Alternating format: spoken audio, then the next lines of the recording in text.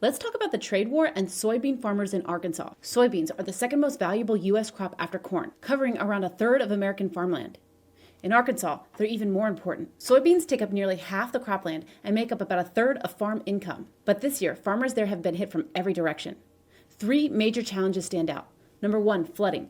2025 brought unusually heavy rains, and flooding destroyed thousands of acres of farmland. Number two, rising costs. Farm expenses for fertilizer, fuel, and equipment keep climbing. And number three, falling demand and prices. China buys more than 60% of the soybeans worldwide.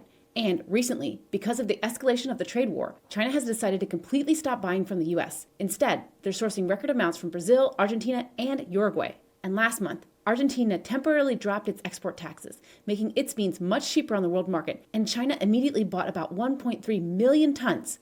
The timing couldn't be worse for American farmers, who are heading into peak harvest season. And here's the kicker. The U.S. government has proposed a $20 billion financial support deal with Argentina, the very country that just undercut U.S. exports. The large financial support package is aimed at stabilizing Argentina's economy. A leaked message from a U.S. agricultural official summed it up. We bailed out Argentina, and in return, they sold soybeans to China. Beans we normally would have sold. This caught-on-camera text conversation shows how the current administration's disjointed foreign policy agenda has produced a number of unintended negative consequences for American farmers. The reality is, these farms have been under strain for years.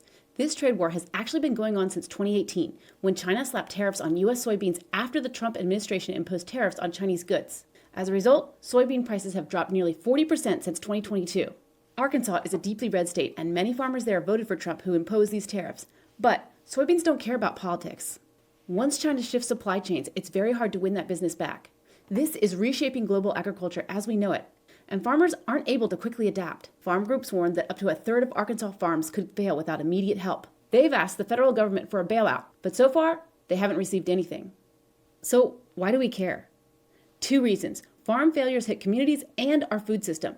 Rural towns depend on farms. When they fail, local businesses suffer. And if small farms collapse, big corporations step in, reducing competition and concentrating the control of our food supply.